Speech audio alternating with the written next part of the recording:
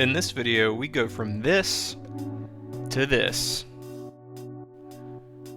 Hi, and thanks for joining me today at the Moonlight Artcade. Today we're going to take a look at a video game that inspires more art.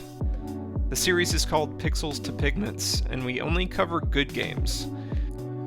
It's not so much a review of a video game, but rather a recommendation. In addition, I show you a start-to-finish look into the artistic process. Our subject this time is The Legend of Zelda: Echoes of Wisdom. Now, this is not a new game, it released last year, but I think it's relevant now because it just got a major upgrade for the Switch 2. So now is the best time to play it if you have one. But even if you don't, and you haven't played it, but you do have an original Switch, I do recommend playing this game. Now, like I said, this was released in 2024 as a follow-up to Link's Awakening Remake. And just like every other Zelda game, you start this one playing as Link. However, shortly after an intro where you fight Pig Ganon, Link is sucked into some sort of purple void.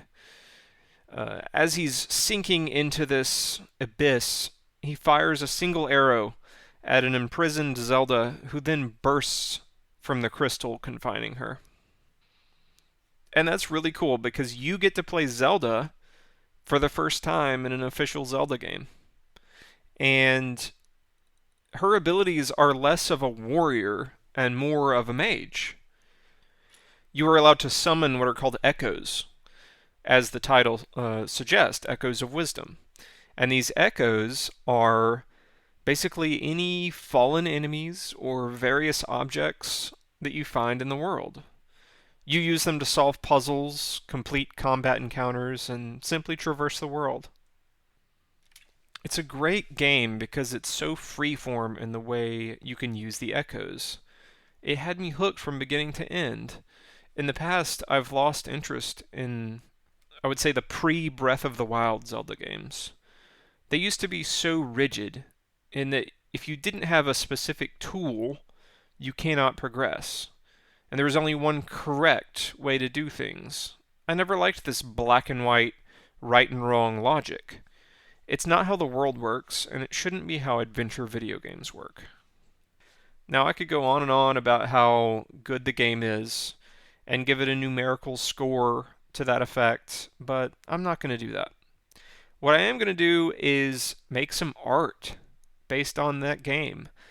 There was a very special sort of idea or concept that formed as I was playing the game, and so you'll see that come to fruition. So let's jump into that painting process. So you see me here drawing things out with an orange watercolor pencil. This means that anything I lay down with the pencil is going to kind of wash away.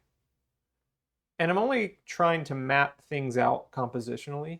I have an idea already that I'm referring to. I sketched it out on the iPad actually. And I'm going to kind of recreate that on the paper. And I'm using watercolor paper here as well. Now you start to see a character take form here. And that's going to be Zelda. I'm getting a little too much detail in this area. Again, all this stuff is just going to be washed away, so I really shouldn't be spending as much time as I am. But I know in my head that logically I can't keep drawing detail that's not even going to persist once I start using any water at all. If I'm not mistaken, by the end of the game, you are allowed to summon 6 crows.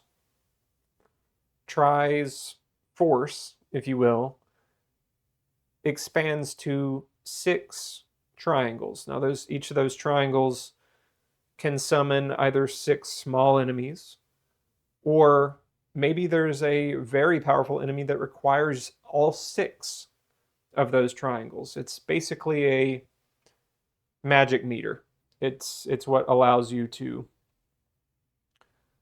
summon things with a cost.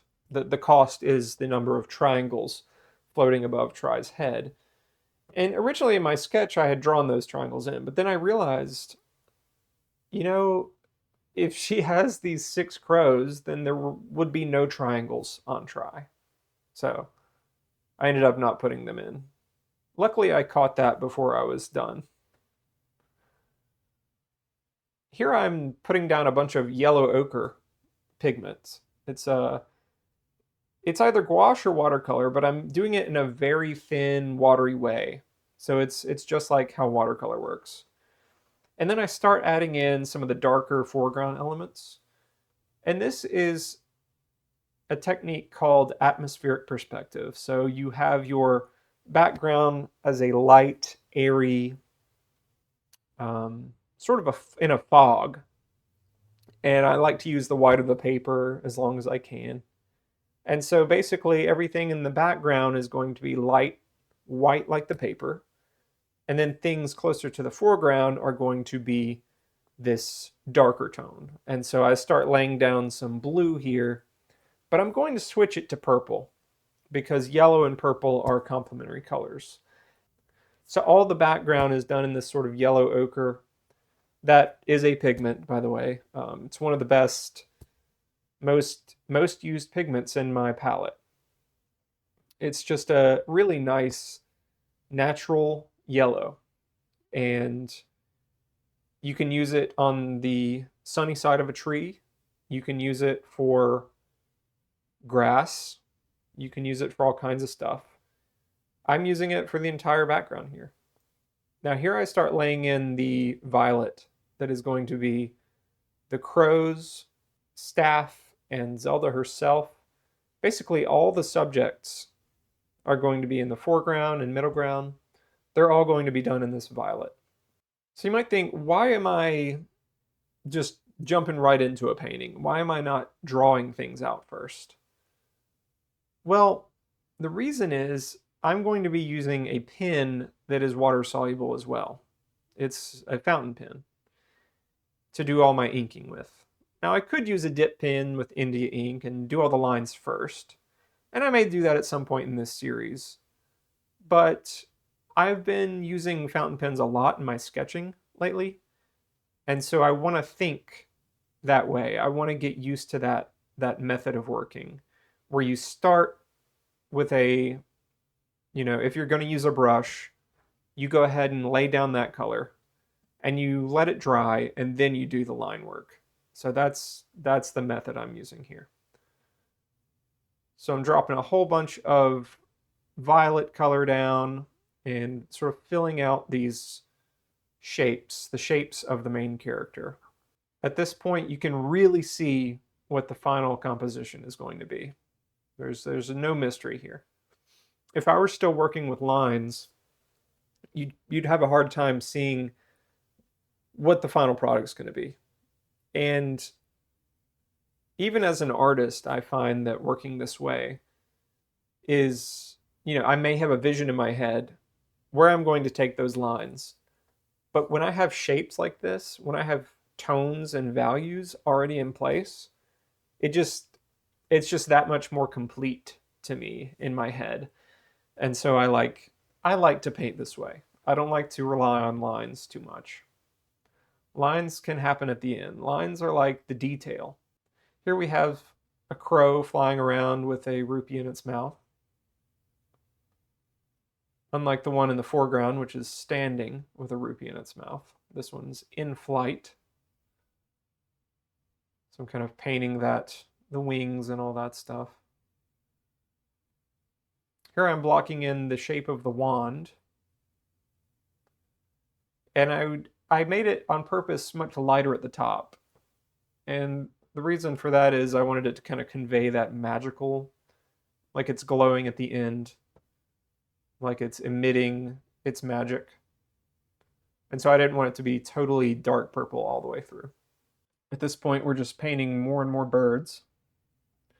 And I'm going to have 6 in the end. With all 6 birds in place, I'm adding a little bit more tone to the background, a little bit more interest, different variations. It's still that yellow ochre as a base, but I'm kind of modulating here and there to make it lighter and darker. So I wanted the ground to be just slightly lighter than the trees and things like that. But Really, it's just nuanced values so that the foreground and background are very contrasting of one another.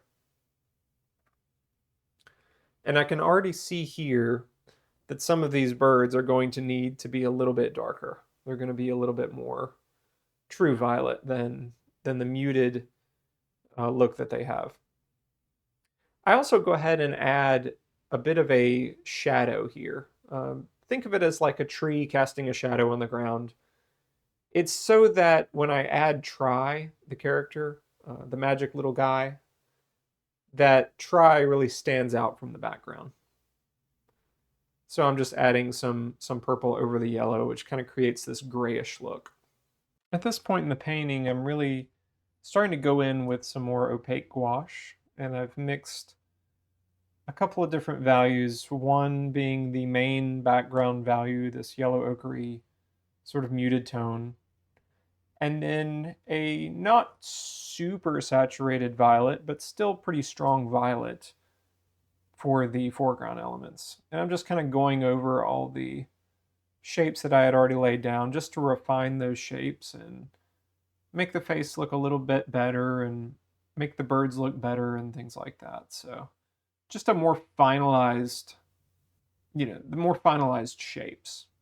At this point, I should probably talk about kind of the idea behind this piece. Like, why am I choosing these colors? Why am I doing it in this style? Basically, in 1993, when Link's Awakening first released for the Game Boy, there was some concept art for that game. And concept art that looked nothing like the final product was going to look. The final product was very chunky 8-bit pixels. So I don't know why the artists were drawing it this way, but I'm glad they did. There are very detailed illustrations with strong colors, and this is not the, the colors look nothing like the Game Boy. The characters look nothing like the Game Boy, but this tells a story in a way that I think they just wanted to do. And so I'm kind of carrying on that style for this piece. It's almost as if Echoes of Wisdom was made back in those days, and the concept artists were the same ones that worked on Link's Awakening. The one image that I'm basing this on is the Link versus Ganon image, where you have that yellow background and purple foreground. This is a complementary color scheme. This is the maximum amount of contrast you can have. Yellow and purple is just one of the most contrasting groups of colors possible. Not only are they opposites on the color wheel in terms of hue, but they are very different in terms of inherent value. So yellow is a very light color, and violet is very dark. So take a step further here with the shadows everywhere and make that foreground look even darker. And this is going to really show later on when I start adding black lines to things.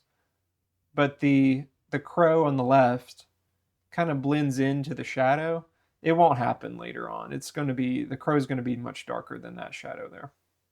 That shadow, again, is just so that Try will show up. And you'll notice here that wet gouache, when it dries, is much lighter. That's because the water it has that glossy quality, but gouache is a matte medium, so it will lose that glossiness, the glossiness that makes it appear darker. So it'll dry lighter than it looks here. It's kind of fun to see the time lapse and just how the colors totally fade on you. Again, refining the shapes on the crows so they look more like crows and not just blobs. Once the gouache has dried for a bit, I come back and I finish Try. So you can see me adding Try in here. And Try is just a little yellow glowing ball. So that purplish shadow that I added makes it so that Try stands out against the background. Adding some little yellow highlights here and there, like light peeking through trees and things like that. But also yellow highlights on the crows themselves, because they are conjurations. They are created by the power of try. And so in the game, they would actually be surrounded by this magic essence, this yellow glow. And so I wanted to kind of give the birds a bit of rim lighting that could also kind of pass as a magical element. And so I'm adding some yellow bits, some lighter yellow bits. All right, so now I'm starting to add the lines. And I'm using a Platinum Preppy, very basic fountain pen, like super cheap. You don't have to spend much money on one of these. And the ink is Midnight Black from Monteverde, I believe. Doesn't really matter. I just wanted a black ink, so here it is. Now, it's not as dark, super black as India ink is. And again, I mentioned it is water soluble. But I just like the feel of the fountain pen. And like I mentioned, I'm taking fountain pens out and sketching with them nowadays. So I want to continue using these tools even in the studio. Like I could totally have a dip pen with a whole thing of ink right next to me and it would have been fine. But I wanted to challenge myself to use the fountain pen. So again, I'm following in the style of those classic concept art images where there are lots of like detailed lines all over the characters. It's almost like a comic book. And the characters are just covered in all these contour lines and everything has a lot of line on it, but the colors themselves are pretty simple. And so it's basically just those two colors that I used. And I think that's a really cool look, like to add lines over a big field of a solid color, really nice. At this point, I'm just kind of doodling detail in. When you're drawing trees and roots and soil and ground, it doesn't really matter what lines you put down as long as it looks sort of random and looks interesting. So you'll see me sort of just making almost random looking marks, but they follow and they go in a certain direction as if it is a root or it's a log or something on the ground. You see the pile of rupees here. Basically everything is sort of that elongated diamond shape that those games are known for. And then I get into doing the lines for the crows here. So I'm just kind of drawing feathers and doing hatching marks that follow the contours of the crow's body. But I'm also making them look a bit darker by the use of more and more lines. Give a little shadow as well on the ground and some grass. Then I get into doing the line work for the trees in the background. Now, normally I would not use a black pen for the background, and I felt weird doing it.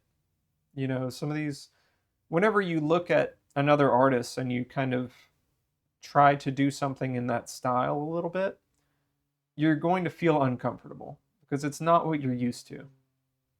And so doing these black lines on the trees in the background was kind of weird, but I kind of like the way it looks. It's you get a lot of contrast against that yellow. Because the colors are so different between the subjects in the background, the lines don't really matter as much. So they really sort of pop out when you do that. Even though everything has a black line, that color underneath really makes it jump out at you. So I decided to go back in with a little bit of pencil. And I did this on the staff because I wanted it to have that magic emission sort of look, that glow. So I didn't want to go full black with it. And then I realized, well, if I use that there, I might as well use it a little bit here and there in the background as well. So sort of some interior lines on the trees I went ahead and did with the pencil. And you can see this is a really high quality tool, this pencil. Maybe you can save up and afford one yourself one day. That, of course, is a joke. I'm all about using any tool you have available. Like, it doesn't have to be high end, it doesn't have to be fancy. just use what you have and you can make something cool. At this point in the painting, I started to add the face of Tri. So Tri has an interesting little face where one eye is like a clover shape and the other eye is just a dot. But the clover shape connects to its mouth. And so here I am drawing the eye that's connected to the mouth. And then I allude to the other eye as well. Drawn first in pencil, but I wasn't happy with that, so I started to ink it. The pen was really failing here. I don't think it liked the way the graphite didn't, the graphite basically didn't let the ink flow. So I had to keep testing it onto my tape and then making it flow again. So then I start adding in these little sparkly effects. Basically like floating particles of magic.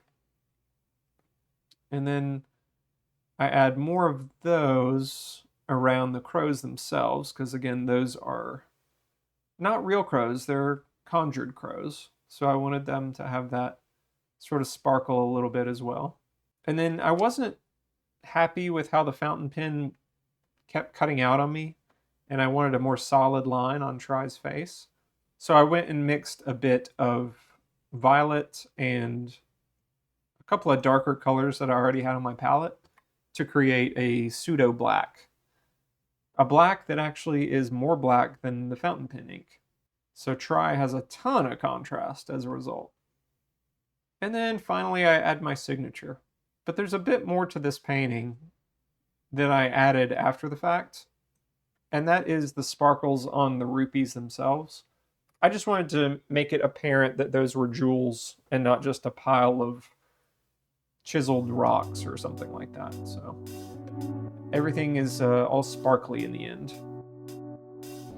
Well, I hope you enjoyed seeing my Echoes of Wisdom painting come to life, and Zelda bringing her little crow friends to help her gather all those nice little jewels and things like that.